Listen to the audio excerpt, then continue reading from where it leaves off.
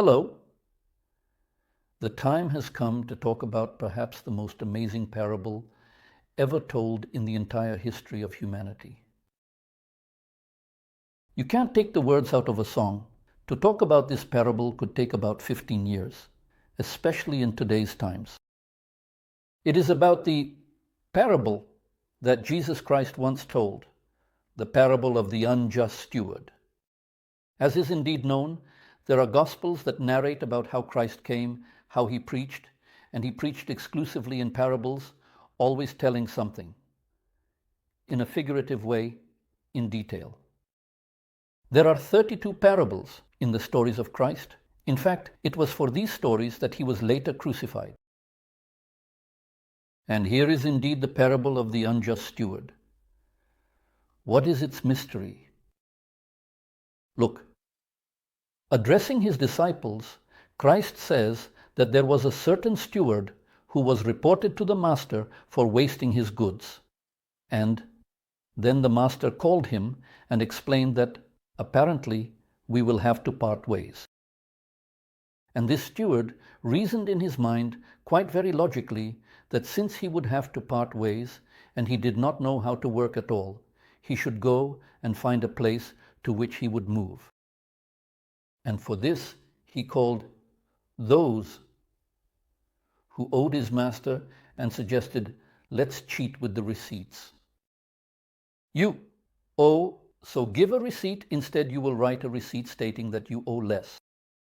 In doing so, he did a favor to the one who owed, and this one who owed will now hire me because, after all, I did him such a favor. Logical. Everything is fine.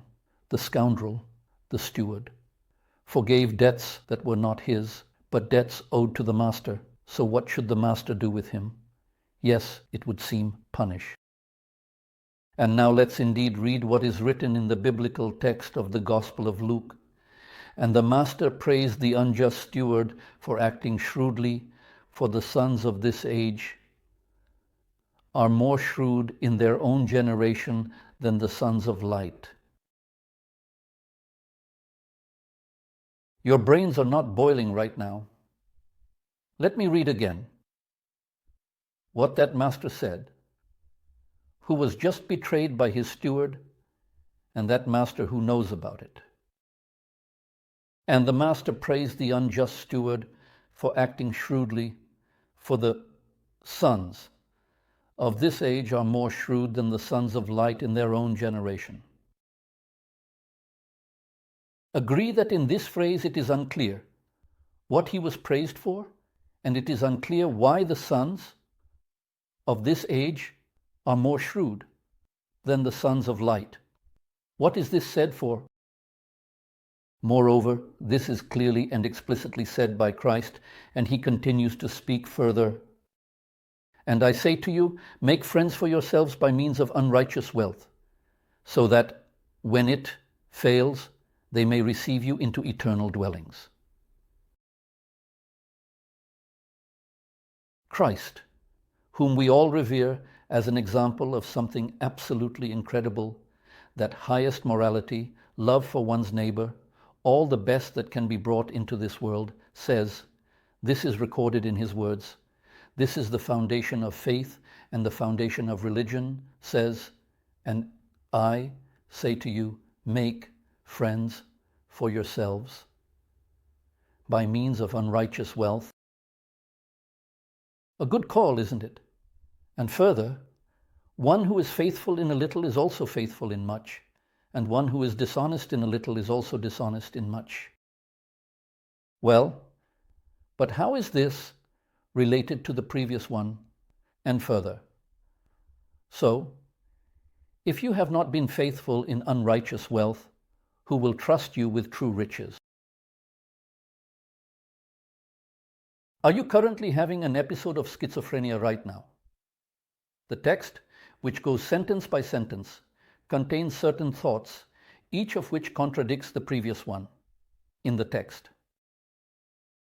Once again, so, if you have not been faithful in unrighteous wealth, who will trust you with true riches? Wait, This means that you need to be faithful. But why then does he say, and you act this way, but make friends for yourselves through unrighteous wealth? What is he calling for? What advice does Jesus Christ give?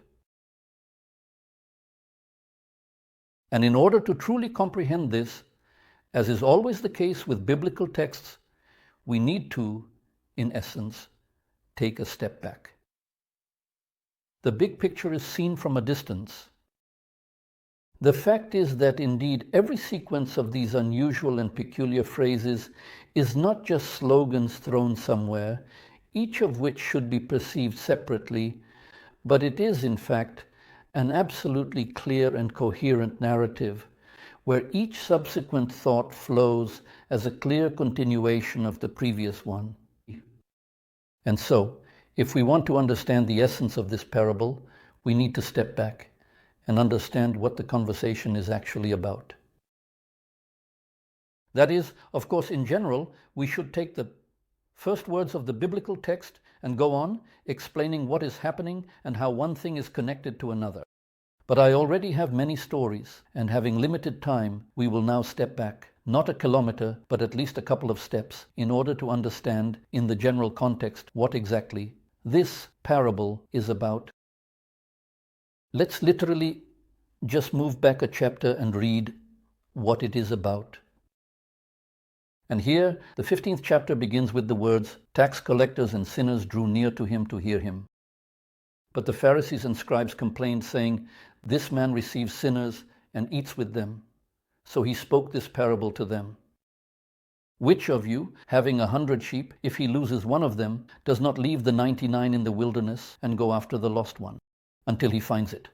When found, he carries it joyfully. And when he comes home, he calls together his friends and neighbors, 'Rejoice with me, for I have found my lost sheep.' I say to you that indeed, likewise there will be more happiness in heaven over one sinner who repents than over 99 just persons who need no repentance." Wait. From the words of Christ, it follows that correcting one sinner is much more important than having 99 righteous and that one lost. Sheep is worth much more than 99 that are not lost. But if we have 99 sheep, one lost sheep, let it perish, we won't lose much. Yet because of this sheep, we might have to risk our lives, climb mountains, and perhaps even fall. No, says Christ. The lost sheep is worth more than 99 righteous sheep. Doesn't it seem that there is something even offensive in this to those very righteous who listen to Christ and do as he says? While for the sake of one unfaithful, Christ suggests risking everything. Wait a minute. Maybe the conversation is not entirely about sheep and not entirely about the righteous, because it is not just about the righteous. He speaks of the kingdom of heaven. After all of this is applicable to the kingdom of heaven, and the kingdom of heaven is a kingdom of meaning. Where what appears is not what we see, but the essence of what is happening. And what is the kingdom of meaning? It is when you have many facts and you want to understand the essence behind these facts. And if there is even one fact, one lost sheep, that does not fit into the explanation you have, then your explanation is worth nothing. Because 99 undeniable facts that absolutely confirm what you are saying are worth nothing compared to one single irrefutable refuting fact. This is your world, which you have built around 99 matching facts, righteous sheep, unlost sheep. It completely collapses as soon as one lost sheep appears. And 99 righteous people are worth nothing. And to find meaning, you need to go and find that very main sheep. Because it is the essence of this whole problem. Because only when there is an explanation where all 100 facts, without exception, fall into place, can you say that you have entered the kingdom of heaven, that you have understood the meaning. That is why one single lost sheep is so important. And right after that, the parable of the lost coin. Or what woman, having 10 coins, if she loses 1 coin, does not light a lamp and sweep the house and search carefully until she finds it? And when she finds it, calls her friends and neighbors and says, "Rejoice with me, for I have found the lost coin." So I tell you, there is joy among the angels of God over one sinner who repents. The second time Christ repeats this thought, now about money. Money is a universal image, which is remarkable for what?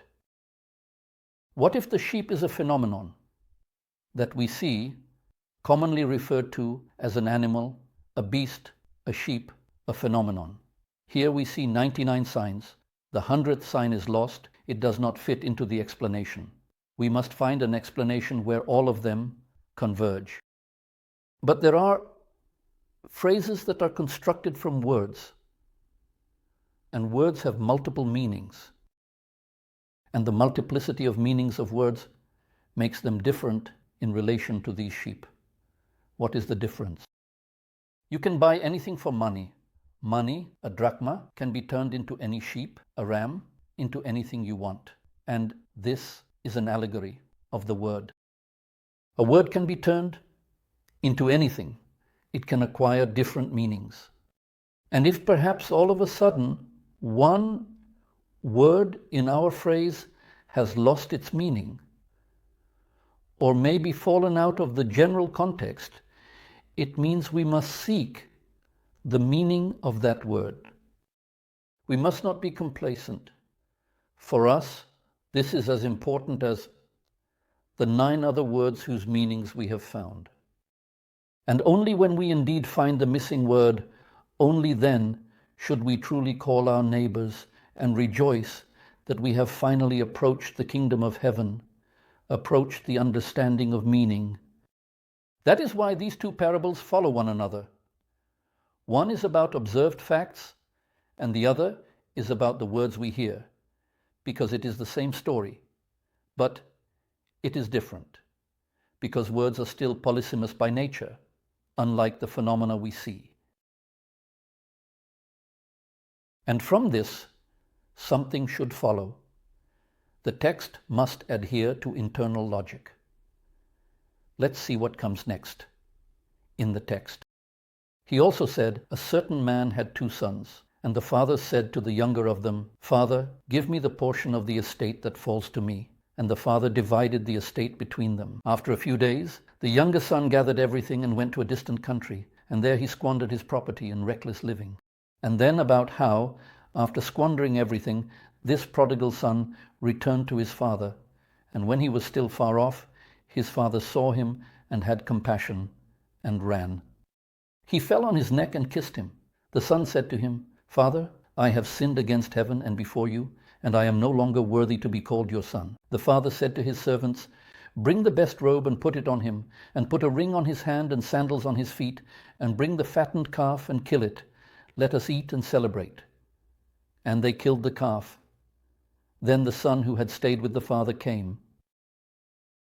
But he said, in response to his father, "Look, these many years I have served you, and I never disobeyed your command, yet you never gave me a young goat, that I might celebrate with my friends. And when this son of yours indeed came, who has truly squandered your valuable property with prostitutes, you actually killed the fattened calf for him." He said to him, "Son, you are always with me, and all that is mine is yours. But it was fitting to celebrate and be glad, for your brother was dead and is alive. He was lost and is found."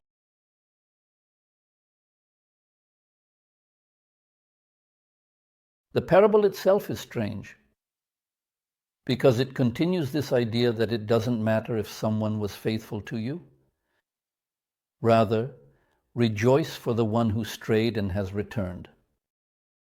Wait, can Christ really call for such things? Can Christ really devalue the one who is faithful and close to you compared to the one who strays? Does Christ really call to go and sin and then return to find happiness? If you look directly at the meaning of this parable, that's exactly how it seems. We say that everything goes sequentially. And if there was just a conversation about searching for meaning, about the kingdom of heaven, where it is important for everything to align, then this meaning, this search for meaning, is impossible without experimentation, without trying out options, without searching. And what is this search in which you assume some incredible things? What is this search in which you reject a direct literal explanation in favor of some, even if they may initially seem strange? You cannot find the right one without trying the strange. This is the wandering you need to dive into. And the return of the prodigal son, who eventually comes back to this father's house. This is a conversation about lost meaning. When you have a text containing allegorical meaning, it always has a son. This is a direct literal understanding. The son who lives with him. And this son, yes, he is also dear, but he is not the son for whom a celebration should be arranged. This is the son who serves and fulfills his role, but no more than that. And the son who is lost, who has gone away, this is the meaning of this parable, which was lost, which left to wander and stray, but then returns. By the way, the property is divided between these sons, because the phrase divides its essence between direct literal reading and allegorical, but the allegorical fades away, it is not visible. And joy, if it then indeed returns. And this is truly what represents much greater value for heaven, and this is what one should live for. And one should not take all of this literally, that Christ calls to go and sin, go and commit sins, and when you have sinned, return and you will be forgiven. The whole story is essentially about the meaning of the text, which must ultimately return, and then indeed there will be joy. This is in essence how the sequence of our narrative is structured. And now, and only now, at this moment, right here, we come to our parable. He said to his disciples, "There was a rich man who had a steward, and it was reported to him that he was wasting his possessions. And he called him and said to him, 'What is this I hear about you? Give an account of your management, for you can no longer be steward.' Then the steward said to himself, 'What shall I do? My master is taking the management away from me. I cannot dig, and I am ashamed to beg. I know what to do, so that when I am removed from management, they will receive me into their houses.' And he called his master's debtors to him, each one individually, and said to the first, 'How much do you owe my master?' He said, 100 measures of oil. And he said to him, 'Take your bill and sit down quickly, write 50. Then he said to another, 'And you, how much do you owe?' He answered, 100 measures of wheat. And he said to him, 'Take your bill and write 80. And the master praised the unrighteous steward for his shrewdness, for the sons of this world are more shrewd in their generation than the sons of light.'" And now, from the very beginning, pay attention to the first phrase that Christ said, this, addressing his disciples. He said this not to everyone in general, but specifically to the disciples. And he gave the disciples a recipe for how to ensure that if you have a parable with a hidden allegorical meaning, that parable finds those who will begin to retell it, so that it settles in the homes of others. And for this, it is necessary for this parable to be perceived in its literal, direct reading. And in this literal understanding, where a discount is given, where half is thrown out, it will be accepted in the homes of debtors, and thus continue to live. Because the master, who undoubtedly had the meaning, inevitably must part with it in this situation. Because what is the essence of an allegorical text? An allegorical text cannot spread on its own. It always spreads on the shoulders of direct literal reading.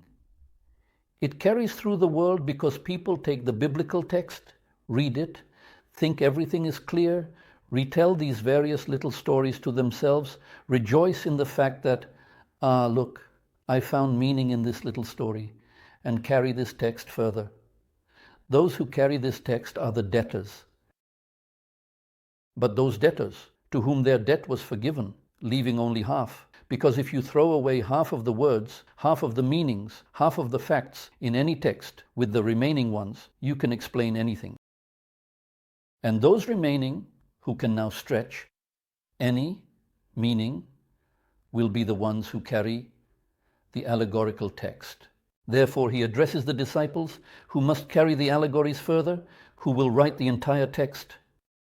Then the New Testament, the Gospel, was written by his disciples. Then all the other books, these are all the books of the apostles, written by the disciples of Christ, or the disciples of the disciples. They write these things, and he gives them instructions on how to do it.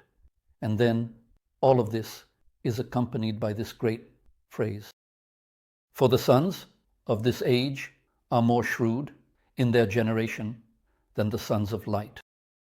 The sons of the age are those who must preserve this text for ages. And indeed, the sons of light are those who truly perceive this text literally in the light. And the hidden meaning, the sons of this age are more shrewd than those who read this text literally. He is indeed wiser than the sons of light. Those who preserve this text must be truly wiser than those who will read it, perceive it literally, and thus rejoice in thinking they have understood it. And then the next phrase: "And I say to you, make friends for yourselves by means of unrighteous wealth, so that when it fails, they may receive you into eternal dwellings, such as heavenly abodes." Allegorical work, biblical books. You must indeed make friends for yourselves with unrighteous wealth, with the wealth of literal reading, with false wealth. Thus, make friends so that these friends may receive this text into eternal dwellings, to preserve it for thousands of years. And the next phrase: "He who is faithful in little is faithful also in much, and he who is unjust in little is unjust also in much. And if you have not been faithful in unrighteous wealth, who will trust you with true wealth?" How can true wealth indeed be entrusted to someone who has not been consistently faithful in unrighteous wealth? And if you have not been faithful in unrighteous wealth, an allegorical text, it is true to its meaning, even in its unrighteous wealth. The text is preserved in such a way that every word must remain in its place. Because if it changes even a little, then this text will change in such a way that it will no longer be readable, and the true meaning will be impossible to understand. It must convey every word as it is. Therefore, the faithful in little is faithful in much. Every little thing, every word must remain in its place. And the unfaithful in little is unfaithful in much.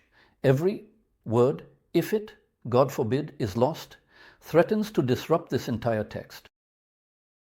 The allegorical text must be transmitted absolutely accurately, so that we now, by analyzing it, we see these contradictions, so that, God forbid, they do not spill out, because these phrases will disappear and we will never be able to understand what is inside. And he speaks about this, and that is why this is the conclusion of the phrase, "So, if you were not faithful in unrighteous wealth, who will trust you with the true?" That is, in unrighteous wealth, one must still remain faithful.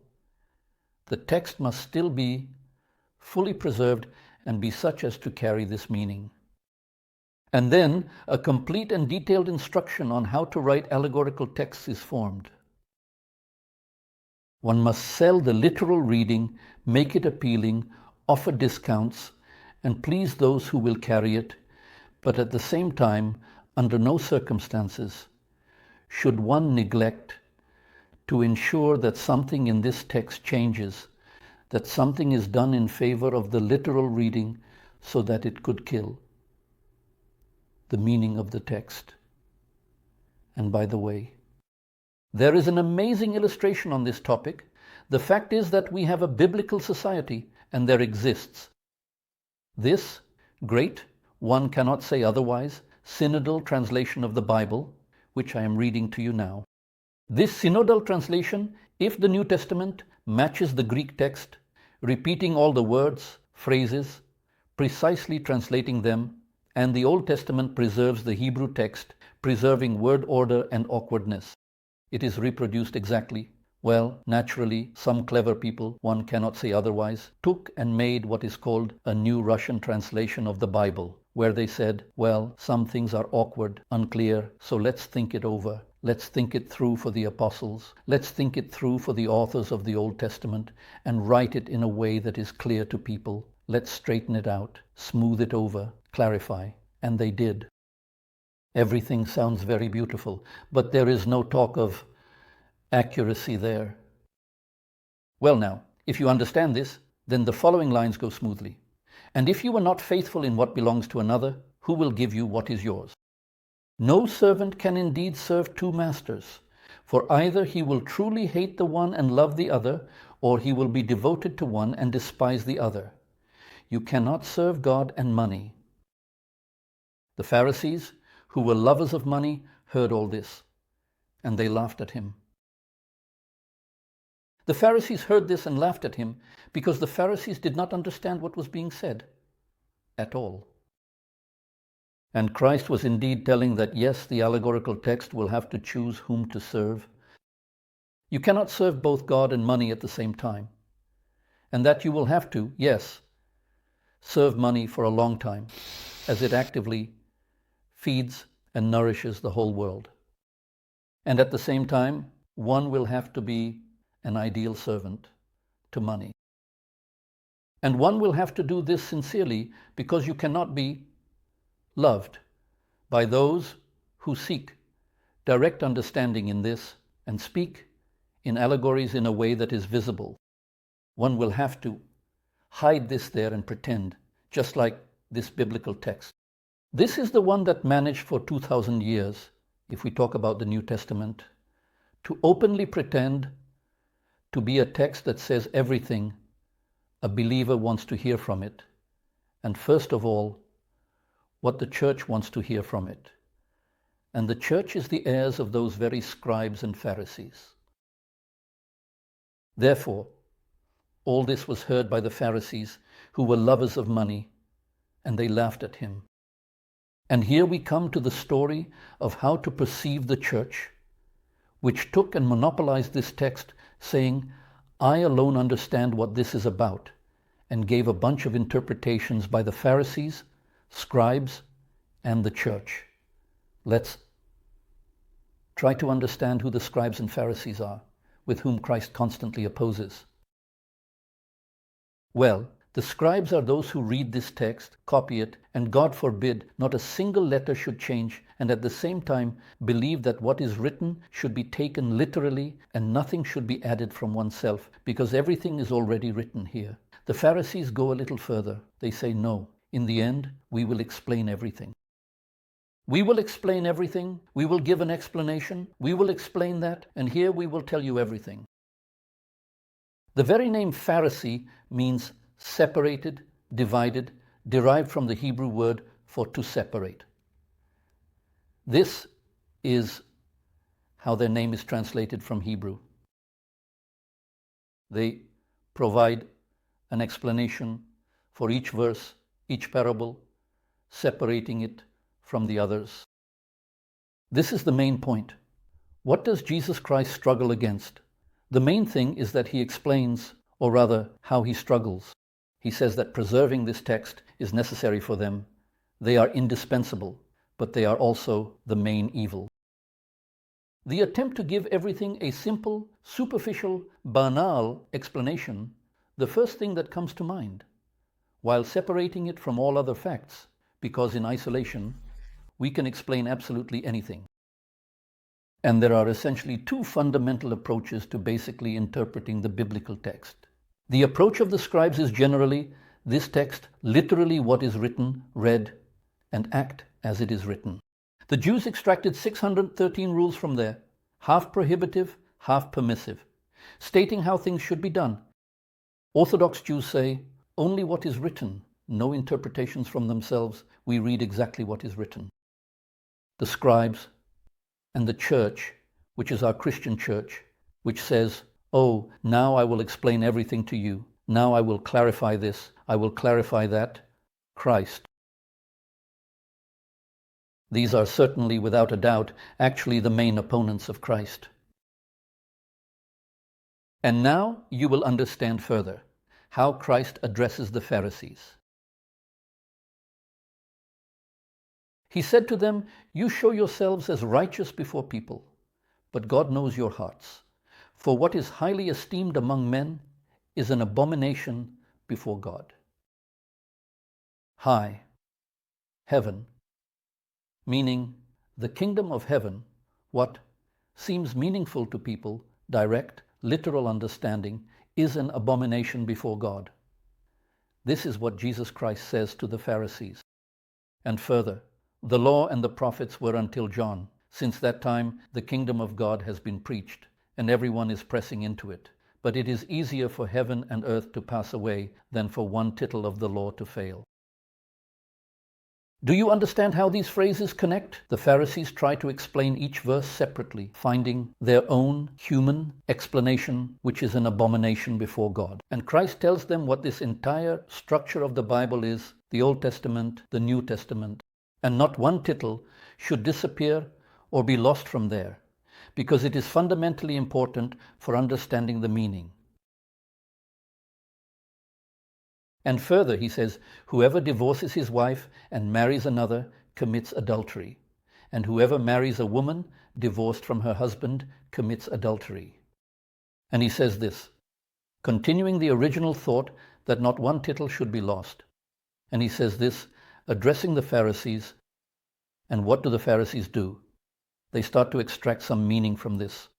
Look, always live with your wife and don't even think about divorcing, although everything happens in life. And a wife can be unfaithful and love can sweep you away. And we know that there is no eternal marriage. I would really like that, but no, everything happens in life. Thus, of course, Christ is not talking about earthly marriage. He certainly, indeed, undoubtedly tells another parable, another allegory, which should be comprehended in such a way that there is the meaning of the text, the wife and the husband is what you see, what is written. And what is sin? It is when you start to lose the meaning of what is written there, you divorce the original meaning that is laid there. And what if instead of that meaning you accept some other meaning, a meaning from another story? If you marry a divorced woman, you also sin. And this is exactly what the church sins by. What does it say now when interpreting all this? It begins to tell that Christ, in telling parables, meant us, the church that serves him, the flock of this church. But where is the parable about the wedding feast? So this is essentially about how we, the church, are there. So this is also in essence about marrying a divorced woman. Guys, this is not about that. Don't meddle here with your dirty little hands in this text that you absolutely do not understand. When the Holy Fathers start to speak, the interpretation of the Holy Fathers is all the interpretation of the Pharisees, who Pharisee over this text. And you, repeating all this, speak of the height among people, which is an abomination before God. In short, be careful when you hear someone's interpretations of biblical texts detached from the context and where this thought has been introduced.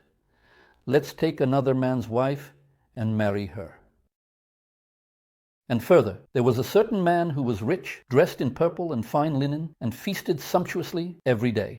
There was also a certain beggar named Lazarus, who lay at his gate, covered with sores, and desired to be fed with the crumbs that fell from the rich man's table. Moreover, the dogs came and licked his sores. The beggar died and was carried by the angels to Abraham's bosom. The rich man also died and was buried, and being in hell, in torment, he lifted up his eyes and saw Abraham afar off, and Lazarus in his bosom. And he cried out and said, Father Abraham, have mercy on me, and send Lazarus that he may dip the tip of his finger in water and cool my tongue, for I am tormented in this flame. But Abraham said, Son, remember that you in your lifetime received your good things, and Lazarus evil things, but now he is comforted, and you are tormented. And besides all this, between us and you there is a great chasm fixed, so that those who want to pass from here to you cannot, nor can those from there pass to us.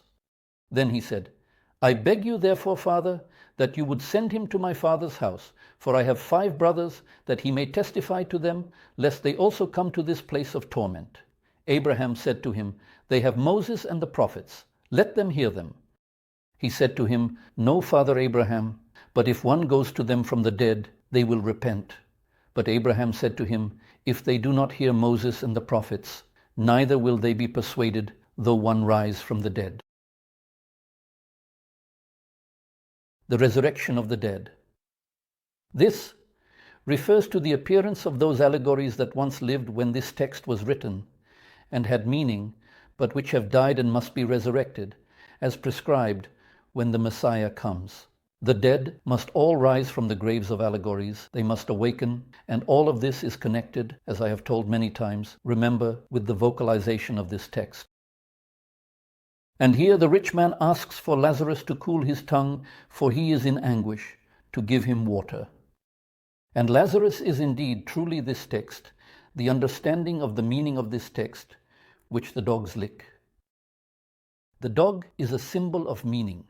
And this text, why Lazarus, whom Christ will later resurrect, yes, the resurrection of Lazarus, who is beaten for his cries, and the vocalization of this text, which should, the correct vocalization, appear, refers to the Old Testament, written in Hebrew with consonantal script, where there are no vowels.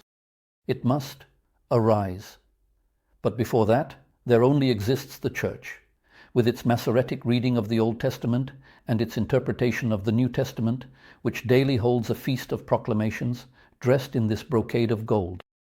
This is indeed the rich man, who undoubtedly rejoices in life and who has no way to Lazarus, nor back, because these two worlds are separated. The world of direct literal understanding, which is needed to preserve this text, and which, moreover, must not even suspect the existence of allegories, because then the text will be under threat, and everything has its time. The text must survive until the moment it is needed, and when it comes as a savior. And there is no way either there or back. There is no passage between these worlds. And then follows the next parable, which will now be clear to you, which stems from this story of Lazarus. This is the parable of the worker who came from the field. Jesus also said to the disciples, It is impossible that no offenses should come, but woe to him through whom they do come. It would be better for him if a millstone were hung around his neck, and he were thrown into the sea, than that he should offend one of these little ones. Take heed to yourselves. If your brother indeed sins against you, rebuke him, and if he repents, forgive him. And if he sins against you 7 times in a day, and 7 times in a day returns to you, saying, I repent, you shall forgive him. And the apostles said to the Lord, Increase our faith. The Lord spoke to his followers, saying, If you possess faith even as small as a tiny mustard seed, you have the power to command this mulberry tree to uproot itself and be planted in the sea, and it will obey you without hesitation. Which of you, having a servant plowing or tending sheep, will say to him when he has come in from the field, Come at once and sit down to eat? But will he not rather say to him, Prepare something for my supper. And girded, serve me until I have eaten and drunk, and afterward you will eat and drink. Does he thank that servant because he did the things that were commanded him? I think not. So you also indeed, when you have done all that you were commanded, say, we are unworthy servants. We have only done what was our duty. And here it is, texts that are taken literally, and the church that reads these texts literally preserves them and serves them. These are the servants who are currently working in the field and who, when the time comes, will come. And no, indeed, they will not say that, look, we were here at the very beginnings, we did all of this. These are the despicable servants who will always remain servants, who were simply commanded, and who should not be thanked for what they have done, because in reality, what they did is formulated this way.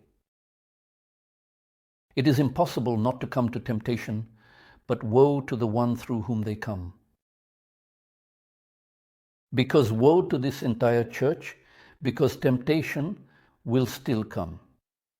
This is the original sin, the sin of literal understanding of everything in the world. And this sin will inevitably come, and, as it is commonly said, if you can't prevent something, lead it. And there is a biblical text that carries these allusions.